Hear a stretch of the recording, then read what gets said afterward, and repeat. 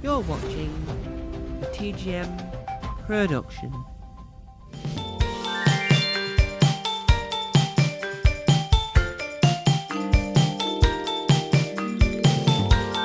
Today, I'm here doing another exciting interview. This series is going to be amazing. And today I'm here with the wonderful producer, Sam Ward. Hello, hi. How did you get into comedy? I got into it because I loved watching it and listening to it, actually. I went on a long car journey with my grandpa, who was actually 90 this year, and he had some old tapes of The Goon Show, which is an absolute classic radio comedy from the 1950s. Peter Sellers and Harry Seacombe and Spike Milligan. And it's just superb. I got really obsessed with the Goons. I bought them all on tape, listened to them endlessly. Hitchhiker's Guide to the Galaxy, that's another one that I listen to so often that I've more or less committed it to memory. And then you start watching what's on TV as well. And there was a sort of both of my parents are vicars, and so they had a tendency to walk in on things I was watching that they didn't like very much, which added a sort of, they'd always come in when I was watching the League of Gentlemen and something really grim and weird was happening, and that would be the thing they see. So there was a sort of a little touch of exciting rebellion about it sometimes as well. So you'd get really into things like that. So I spent most of my teenage years watching comedy and reading the scripts that you could buy. All those scripts were published of everything, and listening to it. And then when I went to university, I sort of started, I had a radio show on the university radio station, and I started making comedy films as well with the Cinematography Society. So you kind of get to, exciting thing I found at university was you get to sort of try things out and see, oh, I wonder if I'll like doing this. I do like doing this. This maybe will be what I'll try and do when I leave university. So that's what inspired me to do it. And then off I went. I was a runner for a few years, made a lot of cups of tea for people, and a script editor and a researcher and an AP, and I worked in commissioning, and then finally someone let me produce a series, and that's what I've been doing for the last 10 years or so. Well, I really love League of Gentlemen. It's up there with one of the greatest sitcoms, technically sitcom, sort of like a bit weird, and it's one of my favorites and my dad's favorites too. Did you ever listen to the radio show when you were growing up before you found it on the BBC?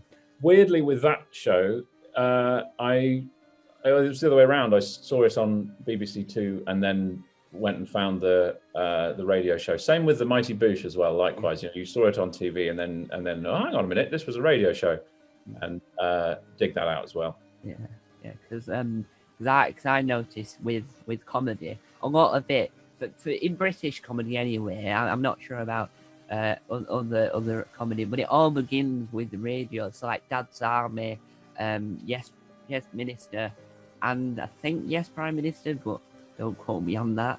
And Hitchhiker's Guide to the Galaxy and a lot of others all begin on radio, and then they get a success on TV. Do you reckon if that was going on now, would they be as successful on radio? I think in the end, technology is only takes you so far. If you don't have a good script and a funny performer and an excellent story, all the technology in the world isn't going to save you. I'm talking about Avatar. If you take, for example, there's an absolutely wonderful show called Ladhood. And that is on BBC Three, I think, and they're filming a couple more series of that at the moment. That originally was a radio series that Liam Williams wrote, and it's a tremendously good radio series, and it's a wonderful TV show.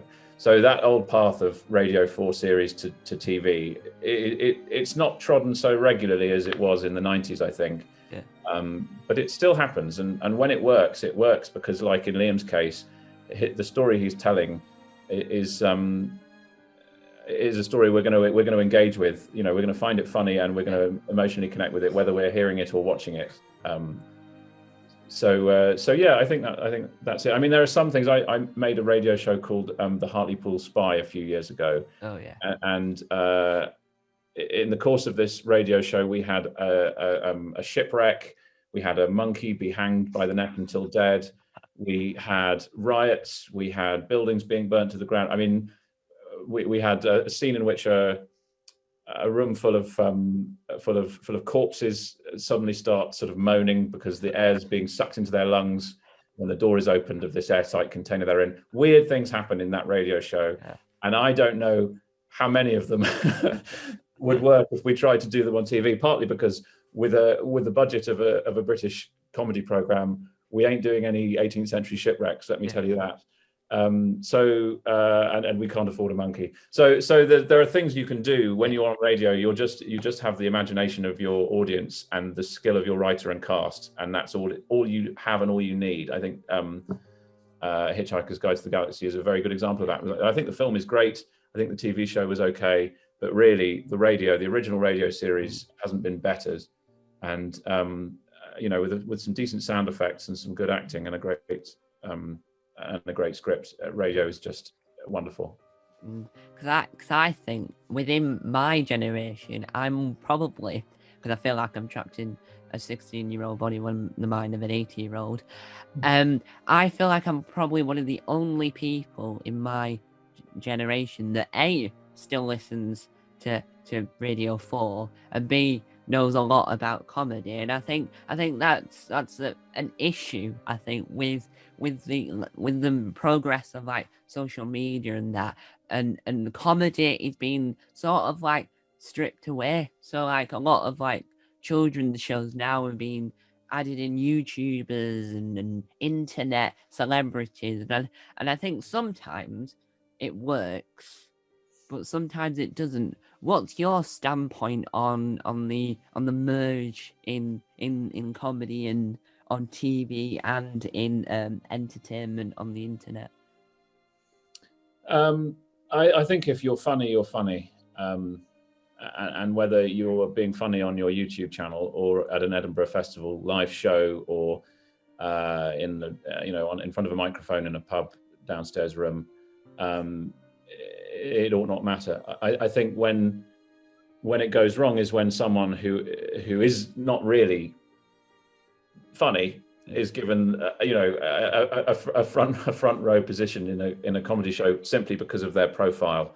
That's usually where it doesn't work. I can't name any examples. I don't have anyone in mind, but I don't have any problem at all with YouTubers or people from social media doing comedy, because there are a lot of very funny people doing that. Essentially, it's another stage, isn't it? Yeah. It's another way to find your audience. I think the only program I've seen that's like properly funny from that was a YouTuber is the TV. I don't know whether you've heard of it, the Amelia Gethin Complex. Oh yeah, that's great. Yeah, I quite like it because for me personally, I keep up to date with what new programs are being aired on CBC. One, because I'm a TV nerd, buff, whatever you call them these days, and because I want to keep an eye on how children entertainment's moving, because I'm interested in how TV evolves with the era of streaming and the era of doing the way TV's moving. It's like I'm getting a little bit worried that it might shift from the way it is now to more streaming based, so you can watch a whole program in one go. Because a lot of people have said this in the past, but TV, when you watch something on, like for instance the Netflix series is 10 episodes and you watch it all in one day, you feel like you've not got anything out. You feel like you're sad now because you missed all that program because you've watched it and then you forget about it quite quickly. Do you feel the same when you watch like a new comedy on BBC Three, which is online at the moment? I know what you mean. I tell you what, the trouble I've got is I find it hard to sort of schedule TV into my life. Yeah. So there were certain programs. Game of Thrones is a good example. The Mandalorian is another one where when those would be uploaded one a week or two a week, and so you'd go, oh great, it's Monday. That means that Sky Atlantic showed Game of Thrones last night at 2 a.m., which means I can watch it on the catch-up service this evening after I've put Grace to bed. Yeah. You know what I mean? And I really I did enjoy the same with the Mandalorian. I can come up with other examples where you are actively like, I've got to wait a week for the next one to find out what happens next. That is a lovely sensation, and it does also like fill your, it means the program becomes more than just like one regretful night where you don't get enough sleep, and the following morning you have a weird dream about whatever TV show you binged, and you wake up feeling quite grumpy because you didn't get enough sleep, and then you go, oh, I'd love to watch another one. Oh, I finished it already. Yeah. So I know what you mean about binging. It doesn't always show the show at its best. Yeah. Yeah. I watched what was that? What was that show? The Killing, right? Yeah. The Scandinavian detective drama. We went on holiday for a long weekend. We were rained out for the whole weekend, and all we had to watch was 20 episodes of The Killing. Yeah. And The Killing was a brilliant show. It won all the awards. It was really tremendous.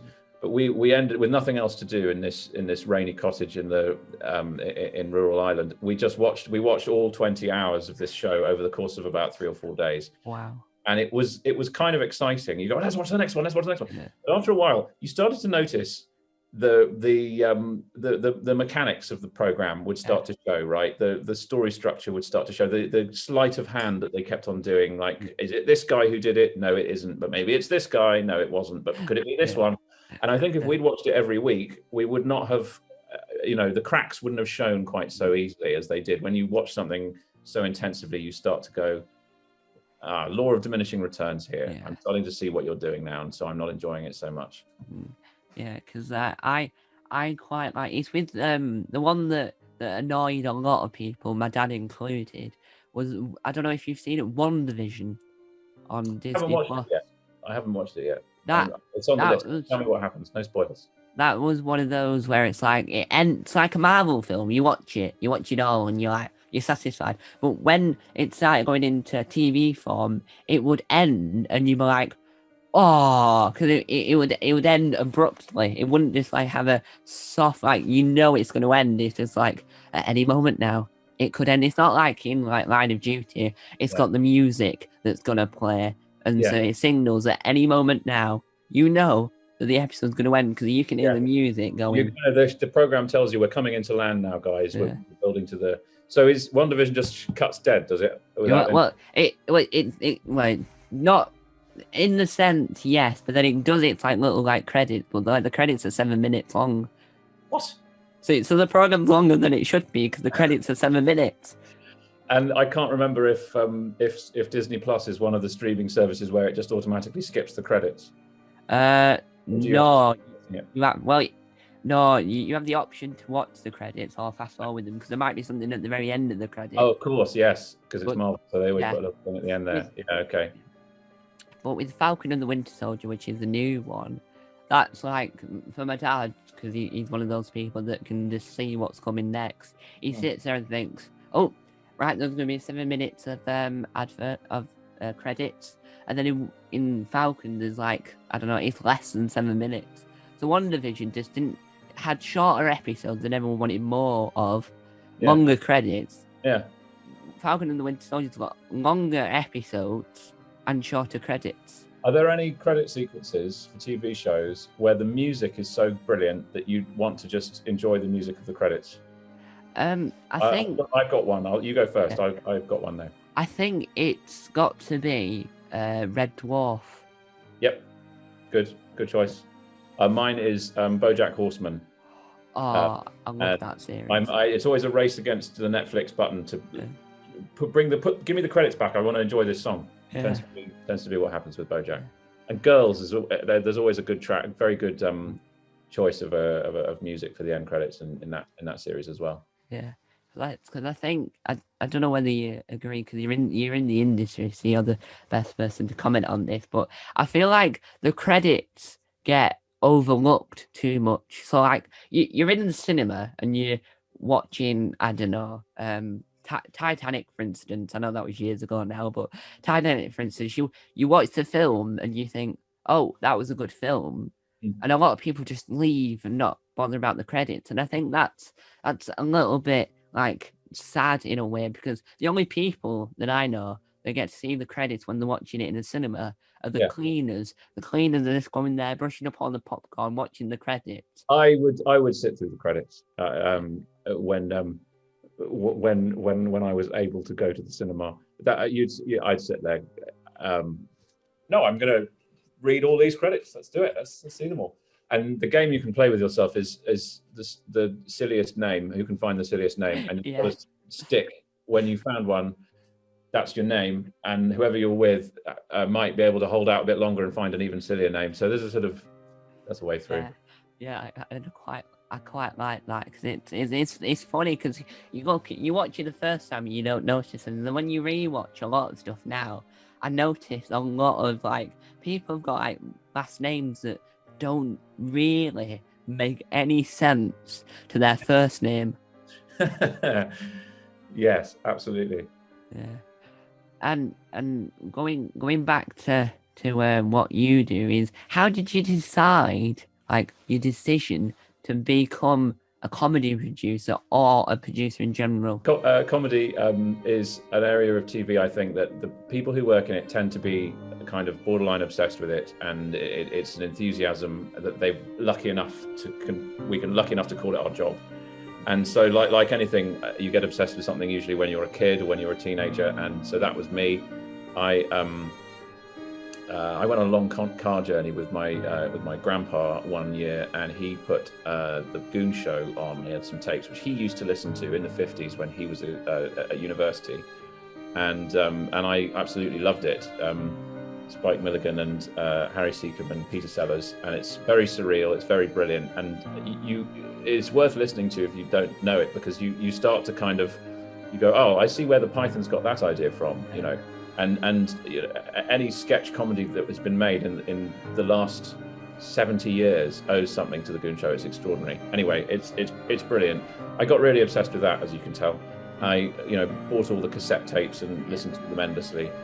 I found the Hitchhiker's Guide to the Galaxy and the Pythons and all that old stuff. But also at the time there was things like League of Gentlemen was on TV, and Spaced is wonderful, and Big Train, and the Chris Morris stuff that he was making, the Day-to-Day and Brass Eye, that was all on TV when I was at school and in sixth form.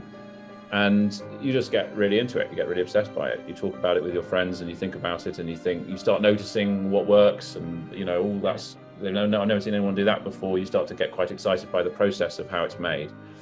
I went to university and read English literature and philosophy, which are interesting enough. But at the time, I was also able to take part in sort of student stuff. So I had a radio show on the university radio station where we did sketches and made little kind of mini comedy radio things.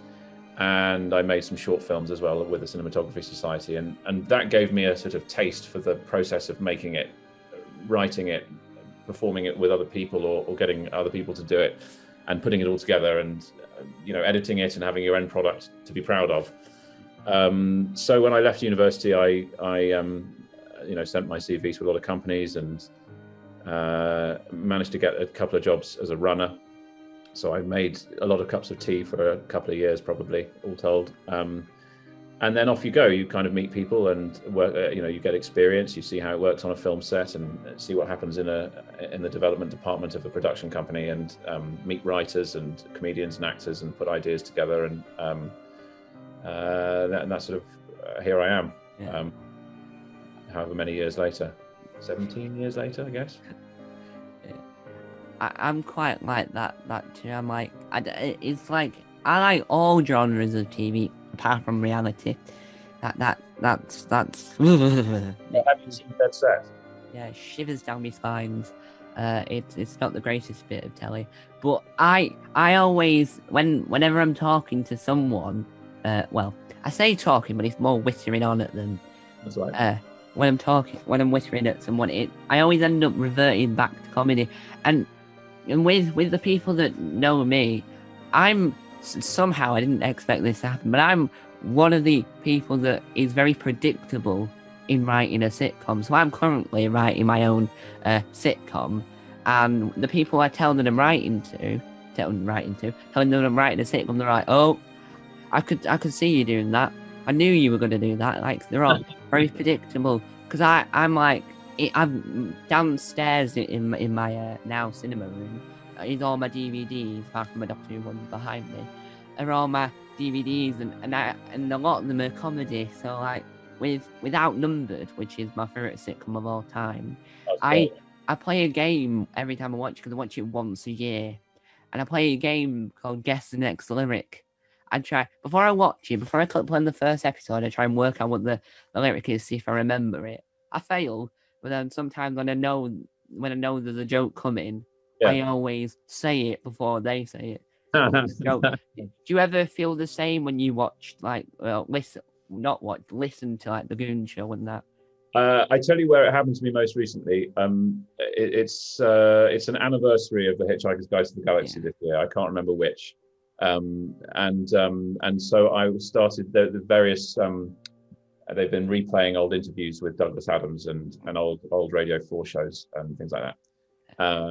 And so I was listening to an old book club, Radio 4 book club episode from the year 2000, where there was a long in-depth interview with Douglas Adams, and they played clips from the radio show from the original series.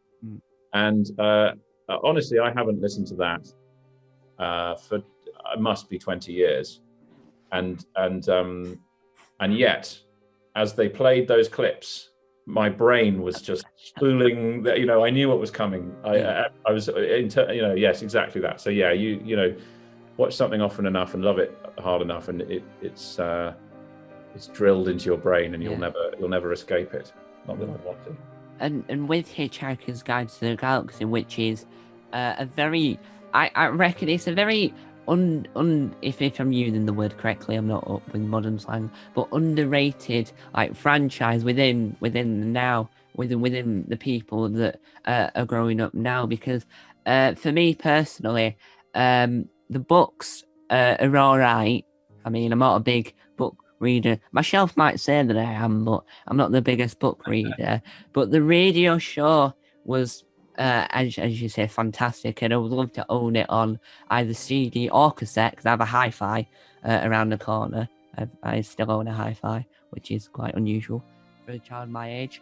And I think the film bits are funny, but I mean, with a lot of stuff, I'm more biased because I love the BBC. But I always feel that the BBC always produce stuff a little bit better, because it's like more of a better adaptation than the films, because the films have to cram a whole story in like an hour gap, where for a radio show and a TV show, you've got a little bit longer to do so. And I think when this year I got Hitchhiker's Guide to the Galaxy TV series on DVD, and the DVD covers from the BBC are just absolutely stunning, and I think the BBC does a lot of things right when they come to adapt stuff, but when they remake stuff, I just in a different world.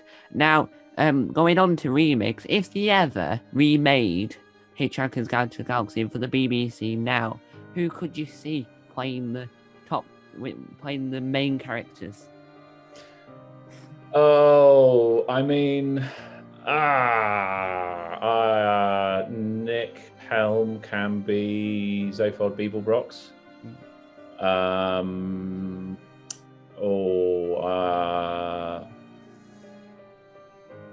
John McMillan from Famalam can be Arthur Dent. I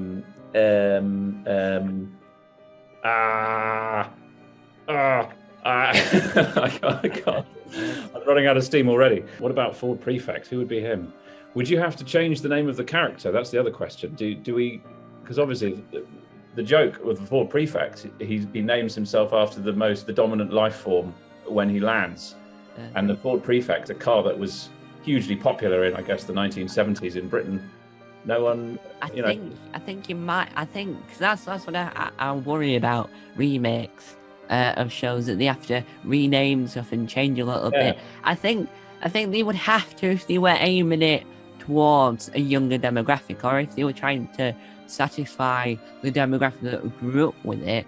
I reckon you could keep it, but for the BBC, I reckon they would have to change it, which is quite sad thinking about it and quite scary thinking about it, because with Cars now, there's the new one out every other week. Yeah, that's true. You could really go down a rabbit hole with that. He's always Ford Prefect. It would be sacrilege to change his name. It would be completely unacceptable. I would never ever change any name of any character from Hitchhiker's Guide to the Galaxy, just to be clear. It's like if you remade Only Fools and Horses and got rid of Del Boy and changed his name to Terry. Well, what would you have him drive? Is he going to have a little Robin Reliant? He would have to drive a unicycle. I can see this remake is going to be a total disaster. We should not commission it. It'd be a disaster on one wheel. Yeah, but it's remakes, just like, especially in the US, they worry me. But that leads me on to a very good point with Cleaner. Now, Cleaner is a remake of the German program, which I'm not going to pronounce the German pronunciation, but neither am I. Don't worry. It converts to Crime Scene Cleaner. Does Cleaner, if you know, because I don't know whether you will know, does it stay true to the original, or is it based off that idea? It stays true to the original.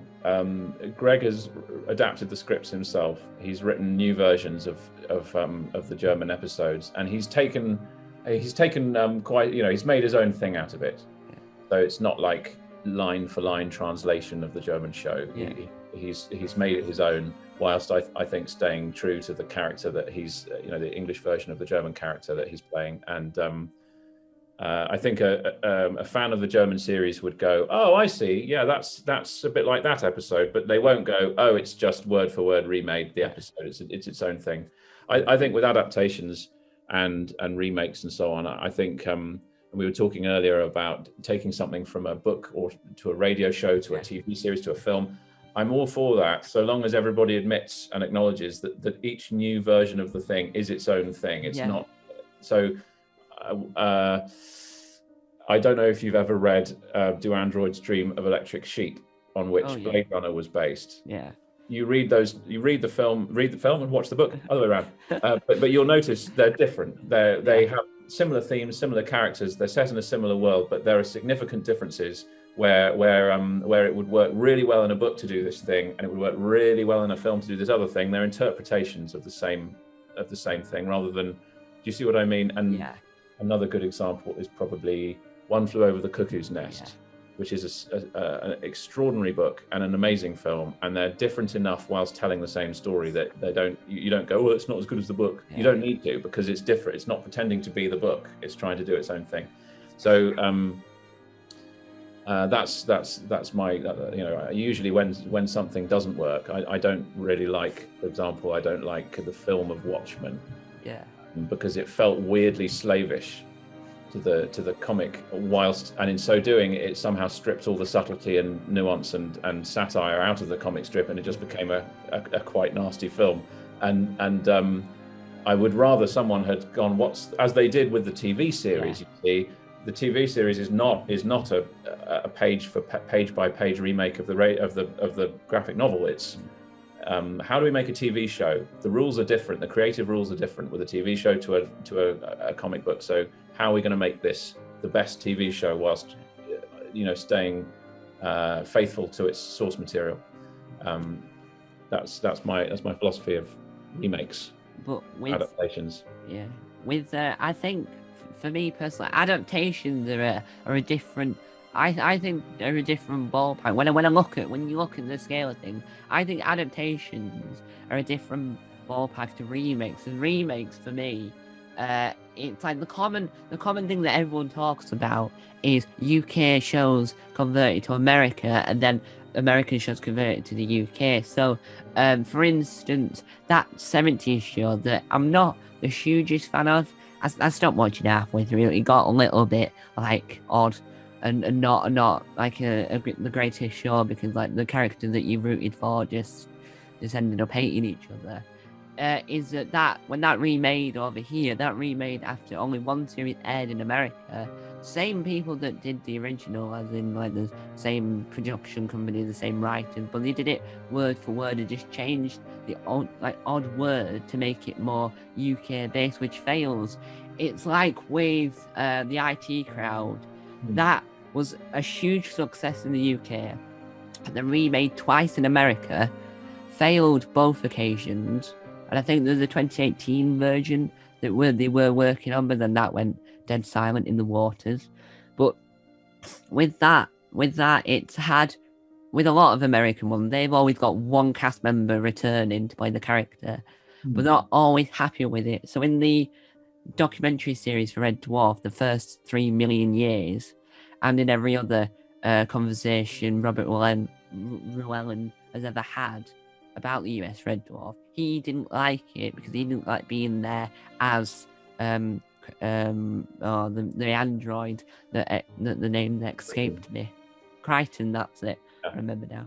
And I think remakes are too often. Now, Cleaner is I think a remake that doesn't take it from a source material that speaks English, so it's like you've got more freedom to it. Because I don't know if you do know, but I don't think Greg Davis speaks German at all. If you know, I don't believe that he does. No, he hasn't spoken any German to me. I can say that. Yes, you're right. I think that gives us a certain freedom. The German series is great. It's really good. I've watched it and I think it's tremendous, and I think also Greg is brilliant and has his own comic voice, and so what you have here is you have a setting and a character and a format that now Greg has made his own, and I don't I hope someone who's a fan of the German series will like our version too. I hope they'll also see that they're different. They can exist. There's room for everything to exist side by side. There's no. I think talking about American to British and British to American, I think where it works again, it's kind of what I said earlier. I think like accept that something is different, and work out what that version of it is. So the American studio system allows for great teams of comedy writers and huge casts and 20 episodes a series. And so when Ricky Gervais and Stephen Merchant took The Office to America, what you end up with is it's a masterpiece. The American Office is absolutely brilliant. That doesn't in any way diminish the British Office, although they made 2 series and a Christmas special in the UK, and they made 100 and something episodes in America. That's because the machine in America allows that. And the genius of the American Office, I think, is that it is its own thing. The characters are different, right? Steve Carell is playing a different character to Ricky, and yet you go, the DNA is here. There's continuity here, but it's not a slavish and therefore disappointing remake. What would be the point of that? It's its own new thing, but that needn't feel like it's in direct competition with the original source material. Yeah, but with the US Office, which I've noticed as I've seen it, because the philosophy in my head is that you watch it, you can't say it's horrible until you've seen it. You have to watch at least a series before you can say anything. But what it is that with the US Office and a lot of other US remakes, the first series starts normally script to script, and then once it gets the fan base and then picked up, then they move on to their own thing. But with the US Office, the only bit that sort of confuses me is when they try and link the two universes together.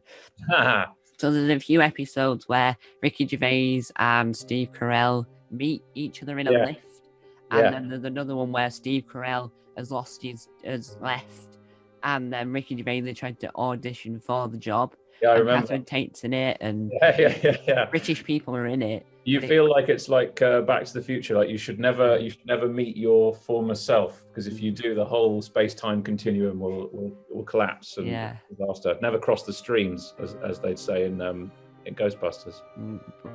No, I didn't mind that. I thought that kind of worked, but it does, as a British viewer. There's no question that takes you out. It has to, because you go, oh look, it's Brent from the thing we watched in 2000 on BBC Two. What's he doing in this big American show?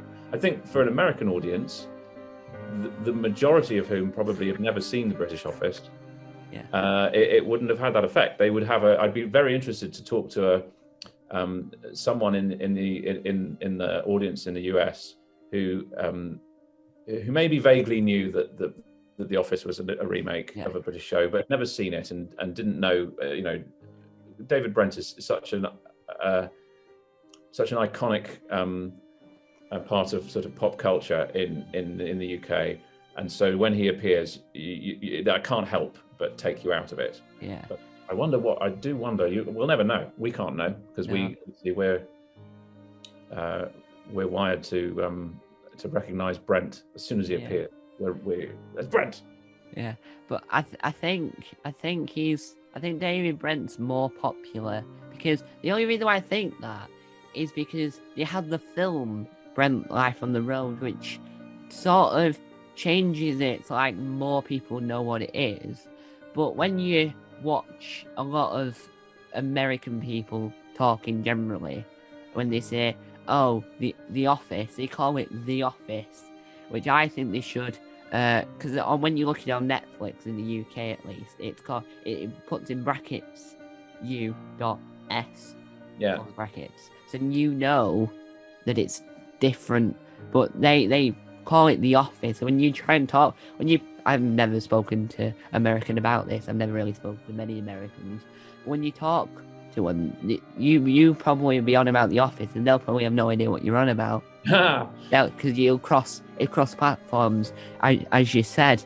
But that's what happens with a lot of remakes, and then you have the reboots. You should find an American YouTuber who's a fan of comedy, and you should have this conversation with them, and see where the cultural where your common touch points are, and where those differences are, and that'd be very interesting. Yeah, it would be, because I googled it the other day. There's a program in America called Superstore. Now, I don't know if you've ever seen it, but I've only ever seen like a little clip of it, and it reminds me of Trolleyed, which is a Sky One comedy. And when you Google it, it does pop up as someone has asked the question, and that's what's quite interesting, that when you look at something, the style might be the same, but the humour is vastly different. It's like, it's the same with Cleaner. The German humour would be vastly different to British humour, but with the German Cleaner, which I've noticed upon more research into the German version and watching the actual German version, that there's a brilliant streaming service in America, and the life of me, I can't remember the name, but what it does is it lets you watch programs from around the world with the ginormous subtitles you've ever seen. They're so big and so clear, you can watch it and you understand that they've dropped an ice cream cone, and that the ice cream's not made correctly, and then someone's going to be upset at the end of it. I see what you mean. Yeah, you spend so long reading the subtitles, you're not watching what's happening in front of your eyes. Have you seen a Russian movie called it's called Night Watch, I think, something like that? No, I don't think I've seen that. It's okay. It was a sort of cult classic, I don't know, 10 years ago, something like that. Maybe longer, maybe 15 years ago. Anyway, the reason I bring it up is because they did great things with subtitles. They animated their subtitles. So, for example, if there were subtitles on the screen when someone was swimming in a swimming pool, the words would dissolve in the water. Wow. And they did various little tricks like that. embed the subtitles into the picture, Mm. and it really worked. It was Yeah. I'm sort of surprised. I was going to say I was surprised more people don't do it, but when you realise how much work that would be, at the end, have you got any money in your budget left for someone to animate all the subtitles? Probably not. Subtitles are a little bit of a nightmare. There was a BBC Four comic drama where it was Norwegian and English. So what it was my parents loved it. I don't think I've ever seen it, but seen clips of it, and it's where they would all speak Norwegian, and then they would walk into a boardroom to discuss the crime even more, about how they're going to solve it. And they walk into the room, but the subtitles are still going in Norwegian, in English, strongly Norwegian. They walk into the room, and then they just suddenly start speaking perfectly healthy English in like the perfect, because there's English people in the room, so they just speak clear English. And does the subtitles switch? No, they still go on. The subtitles are still there in English. We're supposed to now. We do this. I have a 5-year-old daughter. We put the subtitles on when she's watching CBeebies or kids shows, and the idea is, in theory, that it helps her learning how to read. I don't know if it works, but it makes us feel slightly less guilty about how much TV she watches.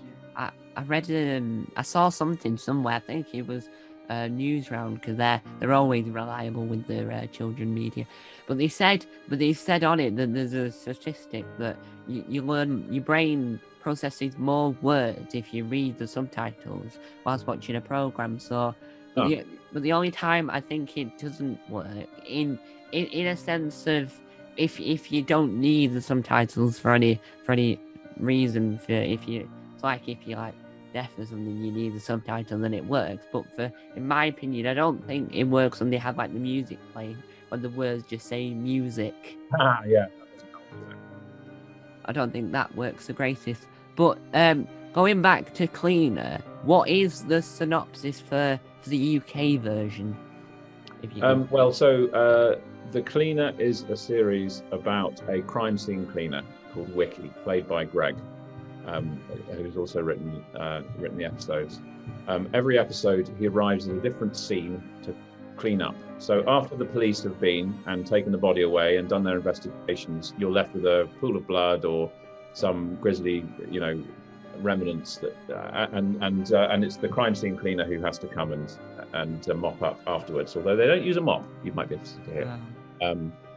And so every episode sees Greg's character go to a different scene, and while he's cleaning up, he meets a different person. It might be the homeowner, it might be someone who knows the victim or the neighbor, or it might even be the murderer who's come back, returned to the scene of the crime. And that is the story of the week. So each episode is its own story, its own location with its own guest star. And you have Helena Bonham Carter and David Mitchell, Leighton Williams, who's in Everyone's Talking About Jamie, and Ruth Madley, who's a brilliant actor. How many names have I said? Quite a few. Or and who else have we got? Stephanie Cole, and then another TBC yet to be announced co-star for the 6th episode. So each episode is a really good opportunity for Greg and the co-star to establish a two-hander comic relationship on screen and tell one story. So I'm very excited about it.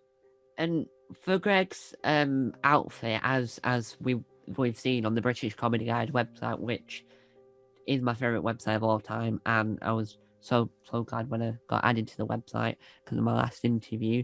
But does Greg wear the same tash as the German original, or does he remove the tash? Here he is. I'm looking at this is we shot a little bit before Christmas. There's Greg. There he is. That has been released on the BBC press office. If anyone wants a closer look at Greg in his blue overalls, there's not a strong tash there, not a strong Teutonic German tash. It's more of a kind of British sort of what would you describe that as? A sort of stubbly, beardy kind of goatee, half a goatee.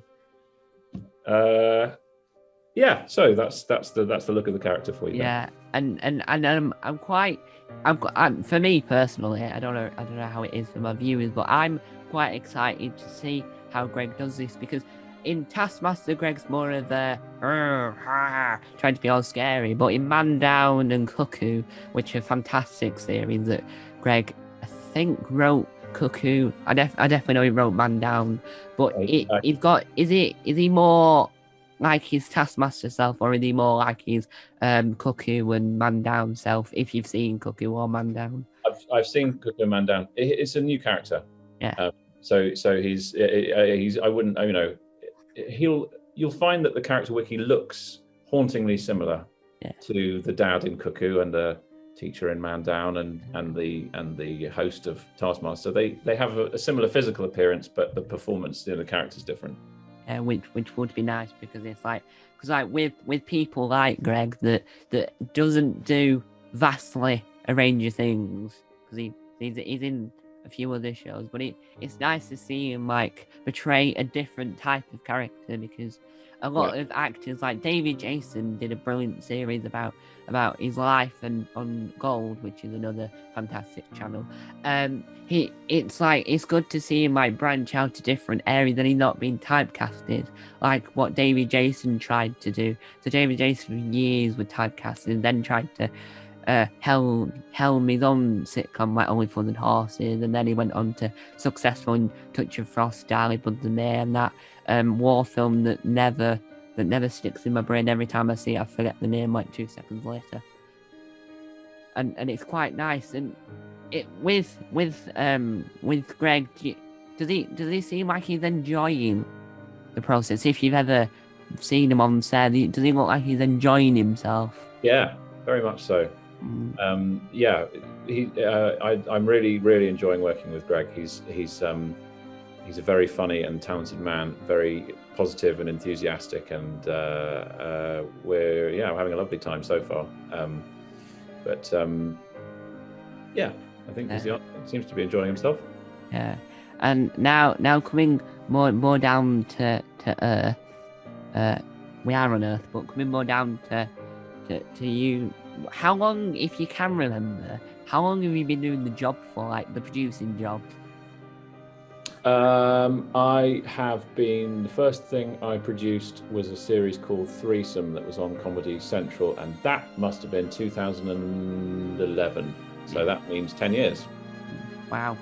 That's and obviously I was working in television for the previous however many years, you know, being a runner and a script editor. I worked in commissioning. I was at Sky actually when we commissioned Trolleyed, for example. So when you mentioned that brought back a few memories. But I've been actually producing shows for probably about 10 years.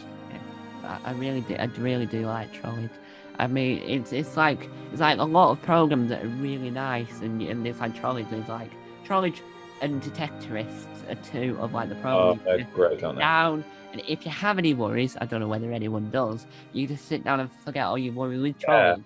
I really love Margaret, and when she pops into other programs, I'm like really happy, unless the program's not the greatest program in the world, such as I was quite glad when Margaret left Ackley Bridge, because personally, I don't like Ackley Bridge. Trolleyed was fun because when we set it up, I say we, I was at the channel. It was Asher Teller's company, Rough Cut, that made it.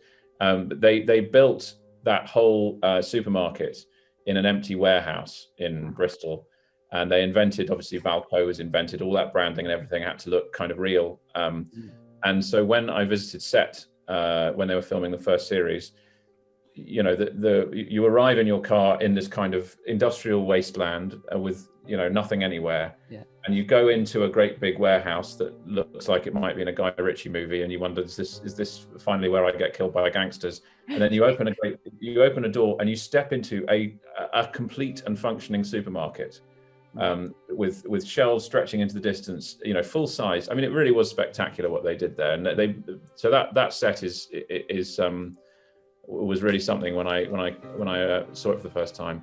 And the other nice thing about Trolleyed was Mark Addy was brilliant on the meat counter. Yeah. But that was on Sky One, just at the time at which the first series of Game of Thrones was starting on Sky Atlantic. Yeah. So you could take your pick: Mark Addy as the king of Westeros, or Mark Addy as the king of the meat counter. He was, he was across the network. Wow. Yeah, it'd be quite odd if you're watching Game of Thrones and all you hear is Falcor serves you right. Yeah, exactly. Yeah, all those feasts at Game of Thrones, you did wonder who's providing all the meat here. That's Valco, isn't it? Margaret gave it to the king. Yeah, it could be. Yeah, but speaking of trolleys, which we'll move on to now, is what if you've seen the program after visiting the set, if you've seen it, who's your favourite character? Because I, as I've stated earlier, is Margaret, because Margaret is clueless, funny, and clueless. I think you've got it there. I'm trying to remember. I did really like Mark and Nick Blood's characters on the meat counter. I thought they were a funny double act. They seem to have stuck in my mind since we made series 1. So I'm going to say them. I'll say those two. Could you see Trolley come back in any sort of sense, not just in a TV realm? Could you see a film of Trolley? Because like Mrs. Brown Boys had Mrs. Brown Boys the movie. Could you see like a Trolley the movie? I don't know, to be honest. You should ask Asha Talla from Rough Cut or someone from Sky. They'd be able to have a view on that. But funny you mentioned Mrs. Brown's Boys the movie. My wife watched The Time Traveler's Wife last night. Oh yeah. A very sad and emotional high concept film. I don't know if you've seen it. Yeah. And it leaves on this incredibly sort of downer moment, at the end of the film there. It's really like moving and emotional and all that. And then, as it always happens on Netflix, the credits get shrunk and then it suggests what you might want to watch. Maybe you want to watch Mrs. Brown's Boys the movie. Which is like, why did the algorithm think we'd want to go from The Time Traveler's Wife to Mrs. Brown's Boys? Well, I don't know. Maybe the algorithm's onto something. Maybe that's just what we needed. The film was added yesterday, so I was watching the worst program on earth, but I have to finish it because I'm that type of person. I was looking at my phone whilst it was on because I didn't want to watch it. It was Riverdale, and after the credits started rolling, it wanted me to watch Mrs. Brown Boys the movie. So right. Okay. So this is like a national blitz campaign. The algorithm's out for all of us. So why not? Because I've seen it twice before, and it's a really good movie because with every sitcom that transfers to film, Mrs. Brown Boys is like a different world altogether. That has like meta humor. It keeps in the comedy of the TV series with the outtakes and the fact that it's like borderline and she knows she's in a film, but because it's called the movie, she knows she's in a movie. But for Trolleyed, if that was ever made into a film, I think the concept would be it's like they've lost Margaret and they have to try and find Margaret, and they've got wanted posters everywhere, and you see like the array of different characters walking out with like meat or with pharmaceuticals, because she worked at the pharmaceutical desk for quite a while. So that'll just be like a bizarre concept of lost of an old lady because the scheme's gone wrong. Yeah. That would be quite funny. I like. I think the Inbetweeners, the second Inbetweeners movie, is a really good example of a sitcom that's made a brilliant film. Another. I'm banging on another example of when you go, okay, we're not just going to make a sitcom that's really long. We're going to make a movie that has these characters in it, and that's why the Inbetweeners 2, in particular, I think, the scale of it, the kind of the road trip feel. It was a film. They were making a film which just happened to have those characters in it, and it's great. Yeah, because I quite like the Are You Being Served film, because a lot of them work. Some of them don't, but I don't know many ones that didn't really work, but a lot of them do. But with your job, which comedians would you want to work with or are working with, but you can't say, but you do just want to sneak that in now? I am thrilled. Absolutely, this is a kind of guff that people say on behind the scenes interviews, but I really am delighted to be working with Greg at the moment, Yeah. and there's nowhere else I'd rather be. I think. Yeah. What other comedians do you like aspire to or like enough to want to see them in a project that you know that's like either being piloted at the moment or being written? Like any like comedians that you know of that you want to see in like in a program that you want to either watch or you would like to see them in? There are some guys up in Newcastle, which is where I was born and grew up, and they've been making short comedy sketches under the name of Metroland, and I think they're great. I'd love to see more from them on a bigger scale. So have a look. Metroland, they're called. Very very sort of surreal and kind of strange stuff from the northeast of England. I think it's great. Yeah, because there's a lot of YouTube groups, like sketch comedy groups that would really suit TV. Now, there's one that I might butcher the name here, Fall Arms and Hog, which is an Irish comedy group that you could buy a €40 a memory stick with like 4 shows on it. If you don't like it, you can delete the shows if you want. A perfectly good memory stick. Yeah. But they developed their own sitcom called Squatters, and I loved it, and I would love to see that on TV. And I can see them as starring in sitcoms. And if you could remake any sitcom with them in it, what sitcom would you remake and why? I don't know. That's a really good question. What about you? Are you fantasy casting Foil Arms and Hog into another series? Well, I could see them being the comic relief characters in EastEnders, just in the background. Yeah. Just every so often you hear because one of the sketches they have a woman and then they have the son Oisin, which is an Irish name, and you could just hear in the background of the scene yelling at Oisin to come down the stairs whilst in someone else's house, because the walls must be thin in EastEnders land. But I'm not really a soap fan. But I can see them as their own. I can see Squatters being a BBC Saturday night sitcom or whatever. What was it like working on Mandy? Because Mandy was a BBC Two program that was absolutely hilarious from start till finish. Oh, I'm really glad you liked it. Mandy was just tremendous. It was really, really fun to make from start to finish. I know Diane because I worked on one of the Philomena Kunk shows, Kunk on Shakespeare. So I got to know Diane when I was making that, and then we sort of she came up with this character Mandy, and we tinkered with the script that she wrote and submitted it, made the pilot, and then got to make the series. And so that was what was really exciting about Mandy. Was the budget was low, and that meant that we had to be creative. You can't throw money at a problem if you haven't got much money to throw. So making that was really fun. And Diane is a genius as a writer and a performer. It's just it was sort of silly nonsense, and we were all having a lovely time. I think is probably the best way to describe it. We had a small cast of people who reappeared in every episode playing different characters. So there was a sort of sense of camaraderie there. We had some quite fun guest stars coming on. We did sort of, I don't know if you remember the scene in Tony Way's episode where there's a shootout at a wedding. Yeah.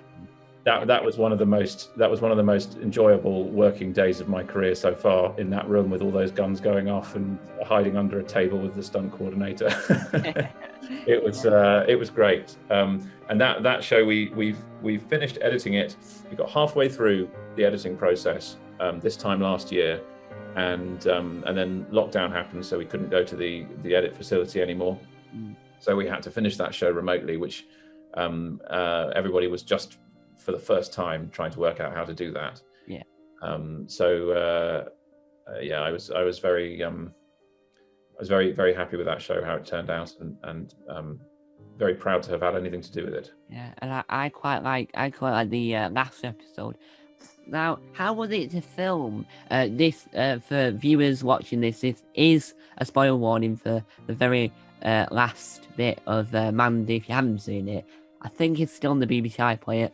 Watch it because it's a good show. But what was it like filming the coffin scene? Well, so we did that in the drama studio of a secondary school that we were using as a location. Yeah. We chose that room because we could black it out completely. Yeah. And we had a coffin, I think, or maybe it was a mock-up of a coffin that the art department built for us. I can't remember, which Diane lay in, and then we had a camera just pointing straight down. Yeah. And then we took the side off to get the side-on angles. So she wasn't really in a coffin. She had air to breathe and didn't have to feel claustrophobic. Yeah. But it looks good though, doesn't it? It does look like she's in the coffin. It does. It really does, and it's quite. And I think with all Diana Morgan's programs, regardless whether she's a star or not, she is always like the rising star. So I don't know whether you've seen Sky One's Frayed, which is sitcom. Diana Morgan in that as well. She's fantastic in that. But I feel like in that and in Mandy, it's sort of like a similar style of character. So like Diana Morgan's playing another person that always chews chewing gum and always has the same sort of thing, but it like still works really well and still feels unique because she was also in the amazing Motherland, which is incredible. Yeah. If you've not seen it. It's great. Yeah, and she plays a really good part in that. And she's one of those mothers that's like really like calm and relaxed. So she like get cut a little bit with your fingers, she's like, oh, you'll just see that, and then she just walks in and grabs it. And what do you feel? Is it like, do you feel like she's like a dedicated actor or serious to get the job done, or is she like more like, oh, goosey loosey and doesn't mind if she messes up her line, just doesn't get angry? No, she's very good and conscientious actor who works, at her craft and gets it right. With Mandy, we had lots of opportunities to try things out, and because Diane had written it, she's starring in it, and she was directing it. So if an idea came to us or to her, she would just do it, and then we'd go to the edit, and so there was a bit of loosey goosiness there that we had the chance to try things out, new lines and stuff. But for the most part, it's what the finished show pretty much reflects the script that she'd written. So so there's a precision to what she does that I think is part of what makes it so good. Now with the modern era of comedy and the way everything's being viewed, it's all streamed. Now, what program that never got a DVD release, if you still watch DVDs? Because I know I still watch DVDs, VHSs, and then normal TV. I think they're the only medias you can watch it in. And I don't miss VHS, by the way. I miss DVDs a bit, but I don't really miss VHS. They didn't bring much to the table, did they? Well, no, but it's like nice to watch like The Vicar of Dibley in its original VHS format. Sure. Yeah, which I've got around the corner from me. But what program would you put onto DVD, and what would be the bonus features? I'm trying to think of something really obscure that I remember from when I was a kid, and I'm failing. I really like. The trouble is, most of these shows now have been released on DVD, but things like Ripping Yarns, for example. This, I'm afraid, would have been my answer had it not already existed. But Ripping Yarns was a Michael Palin series, if you don't know. That I don't know when they made it, possibly the 1980s maybe, or 70s. I think it was just after Flying Circus. Right, okay. And I had the scripts long before I saw the show, because it wasn't available. And so I sort of was reading it and enjoying it and thinking, God, I'd love to see this show one day. And then to my delight, it was released on DVD. So of course I got it. And it was filmed single camera out on location, but then they had a laugh track on it because in those days everything had a laugh track. Yeah. And one of the DVD extras was the option to turn the laugh track off if you wanted on certain episodes. That would be freaky. So that was a really interesting and useful DVD extra, really, because it lets you, like, laugh tracks are controversial. I've made studio sitcoms in front of a live audience, and you need a laugh track. It's not, people call it canned laughter. It's not. It's always a real audience reacting honestly to what they're watching. If somebody's laughing, they find it funny, and I think in certain kinds of comedy, particularly studio sitcom, that gives energy to the performers on the stage. There's a sense of, I think Mrs. Brown's Boys is clever in the way it reveals the audience in the opening titles. I think that's very smart. Yeah, that is quite genius. Because it says everybody's with us now. You're in the room with this audience. The laugh track used badly can distance someone at home because they feel a bit like, well, why are they all laughing? Yeah. You feel like they've got something to prove. Whereas if you can create, as they do in those titles of Mrs. Brown's, the sense that you on your sofa are part of the audience in the room, then the laughter will carry you along. Anyway, I'm rambling. With Ripping Yarns, it was quite interesting because you could decide, am I just as, because a lot of it, at the time particularly, a lot of people were snobs about laughter tracks, like, oh no, it's not funny at all, the laugh track. And so with the Ripping Yarns, you could try it both ways, decide what you like. Yeah. And then there's another one on Chris Morris's sketch series Jam. You seen Jam? Yes. So the DVD extra on that is almost the opposite. So Jam obviously is really weird and dark and sort of sinister and has all this atmospheric kind of drone music and electronica and stuff playing to create a mood that's almost deliberately not for laughing. And then they had a sketch where, do you remember, it's a mother whose baby seems to have died and she hires a plumber to try and repair the baby. Yeah. I mean, it's the darkest subject you can come up with for a sketch. The DVD extra for that sketch was they played it in front of their cast and crew screening and they recorded the laughter in the theatre. And so you can watch that sketch with a laugh track and suddenly it becomes much, much easier to laugh at when you can hear everybody else in the room laughing at the jokes. You stop feeling so darked out by the, essentially this is a big funny sketch about a dead baby. Anyway, there's I do miss DVD extras, I won't lie. Yeah, and then for me, just coming away from it for a few seconds, is that Lee Mack's sitcom Not Going Out is, I think, one of the few that Red Dwarf, Dave's Red Dwarf, and Lee Mack's Not Going Out. I think the only program that I can think of that still retain the studio, well, technically studio audience for Red Dwarf. Red Dwarf has a thing where it's like, if you have to film on location, they'll get the audience to watch it. Yeah. And then they'll add that in because it's like they want the laugh to stay consistent, which works really well. And Lee Mack's works well. But Mrs. Brown, in its entire history, when you watch it back, it's very different to the way you know it now. Now, RTE is the Irish network that it used to be on. So it used to be, so Brendan O'Carroll wrote the books. He made the radio series because he just like rambled on and made it all up. Made the radio series. Was supposed to get someone else to play Mrs. Brown, but then she didn't show up. So we had to fill in for her.